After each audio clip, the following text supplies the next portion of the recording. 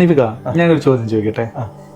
ചെറുപ്പത്തില് നിവികയുടെ ഒരു 10 വയസ്സ് 15 വയസ്സ് പ്രായത്തിലൊക്കെ ഏറ്റവും ഇഷ്ടപ്പെട്ട ഭക്ഷണം എന്തായിരുന്നു? ഇപ്പൊ എന്റെ ഒക്കെ പ്രായത്തില് പൊറോട്ടയാണ്. ഇപ്പോഴും അത് തന്നെയാണ്. ഓക്കെ. അപ്പോ നിവികയുടെ ഈ പ്രായത്തിലൊക്കെ എത്രയാണ് പൊറോട്ടയ്ക്ക് എത്രയാണ് വില? എന്റെ ചെറുപ്പത്തിൽ 2 രൂപ ഉണ്ടാവും. 2 രൂപ. ഞാൻ കഴിക്കുന്ന സമയത്ത് ഏകദേശം ഒരു 1 രൂപയ്ക്കൊക്കെ കിട്ടുന്ന ഷോപ്സ് ഒക്കെ ഉണ്ടായിരുന്നു. 1-1.25 രൂപ ഇതൊക്കെ. ഇവിടെ നിന്ന് ഇന്നിപ്പോ നമുക്ക് ഒരു പൊറോട്ട വാങ്ങിക്കണം എന്നുണ്ടെങ്കിൽ ഏകദേശം 12 രൂപ 15 രൂപ 20 ഹോട്ടൽസിനനുസരിച്ച് മാറിക്കൊണ്ടിരിക്കും. പക്ഷെ ഓൺ ആൻ ആവറേജ് 10 രൂപയാണ്. ഈ കടകളൊക്കെ തന്നെയും ഞാൻ കണ്ടിട്ടുള്ളത് എന്ന് പൊറോട്ടയ്ക്ക് വലുപ്പം കൂടുന്നോ അന്ന് അവിടെ കോസ്റ്റ് കൂടിയിട്ടുണ്ടാവും. അതായത് വിലക്കയറ്റം സ്വാഭാവികമായിട്ടും സംഭവിക്കുന്നതാണ്.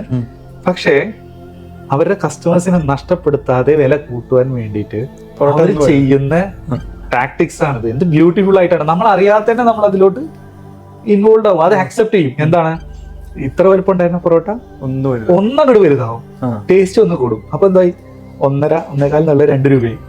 2 രൂപയിൽ എന്താ വില കൂടിയല്ലോ. പോകെ പോകെ ഇതിന്റെ വട്ടം ഇങ്ങനെ ചെറുതായിക്കൊണ്ടിരിക്കും.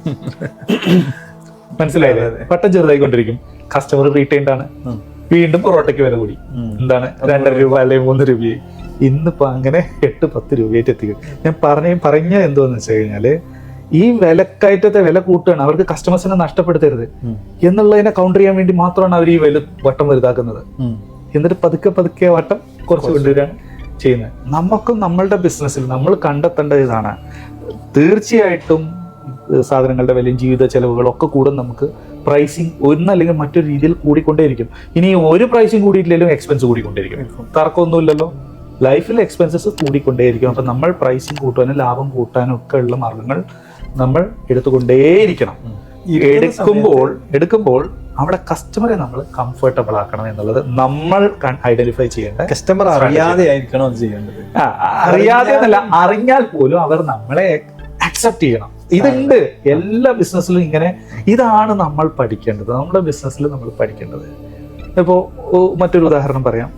നേരത്തെ പറഞ്ഞ ക്ലയന്റ് എനിക്ക് പുതിയ പ്രൊജക്റ്റ് എന്ന് പറഞ്ഞു. അവര് AMC ഞങ്ങൾക്ക് കുറച്ച് കൊണ്ടുവരണം എന്ന് പറഞ്ഞപ്പോൾ ഞാൻ AMC അവർക്ക് ആക്ച്വലി കൂടുതൽ ചാർജ് ചെയ്തു. എന്നിട്ട് അവർക്ക് അതിന്റെ മൂല്യം കാണിച്ചു കൊടുത്തു. കഴിഞ്ഞ 3 വർഷമായിട്ട് കോവിഡിന്റെ സമയത്ത് ഞാൻ നിങ്ങൾക്ക് ഇൻക്രിമെന്റ് വരുത്തിയിട്ടില്ല. അന്ന് ഇൻക്രിമെന്റ് പക്ഷേ ഞാൻ IT മേഖലയിലാണ് നിൽക്കുന്നത്. 40%-40% 30-40% ഓരോ വർഷവും ഓരോരുത്തർക്കും ഇൻക്രിമെന്റ് കൊടുത്താലേ ഒരു IT കമ്പനി നിലനിന്ന് പോവുകയുള്ളൂ. അപ്പോൾ ആ ഇൻക്രിമെന്റിനെ ഞങ്ങളെ നിലനിർത്തണം നിങ്ങൾ ആഗ്രഹിക്കുന്നുണ്ടെങ്കിൽ ചെറിയ രീതിയിലെങ്കിലും നിങ്ങളെ ഞങ്ങളെ സപ്പോർട്ട് ചെയ്യണം.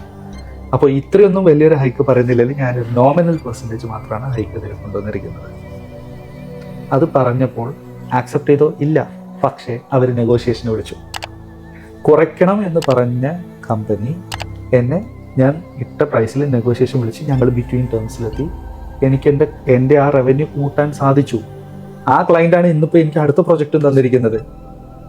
അല്ലെങ്കിൽ ഇതാണ് നമ്മൾ ഐഡന്റിഫൈ ചെയ്യുന്നത്. ടൈമിന് വില കൊടുക്കുന്ന ഒരാൾക്ക് ഇതൊന്നും ഒരു വിഷയമല്ല. കാരണം അവർക്കറിയാം അവരുടെ തലവേദനകൾ അതോടെ അവസാനിക്കുന്നത്.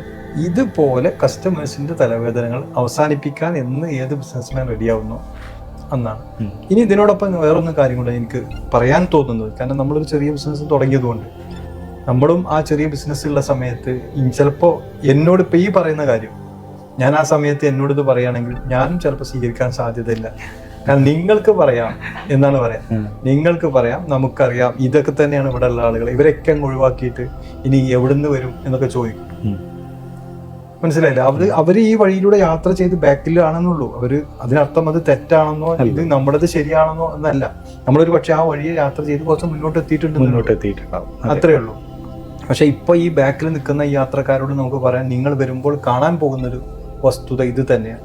കാരണം നമ്മളെ മുമ്പിൽ ഇനിയും മുന്നോട്ട് നോക്കുമ്പോൾ നമുക്ക് കാണാം നമ്മളെക്കാൾ നന്നായിട്ട് ബിസിനസ് ചെയ്യുന്ന ആളുകളെ, നമ്മളെക്കാളും നന്നായിട്ട് ഇതൊക്കെ ചെയ്ത് കൃത്യമായി കസ്റ്റമേഴ്സിന്റെ എല്ലാം ഡാറ്റകളും വെച്ച് ബിസിനസ് ചെയ്യുന്ന ആളുകളെ നമുക്ക് കാണുന്നുണ്ട്. അപ്പൊ ഇനിയും മുന്നോട്ട് നമുക്ക് പോകാനുണ്ട്. അപ്പൊ അതുകൊണ്ട് ബാക്കിൽ നിന്ന് ഇങ്ങനെ പറയുമ്പോഴും അവരോട് പറയാനുള്ളത്, നിങ്ങൾ ഇന്നല്ലെങ്കിൽ നാളെ ഇവിടേക്ക് എത്തും. അതെ അതെ. Dude telecom.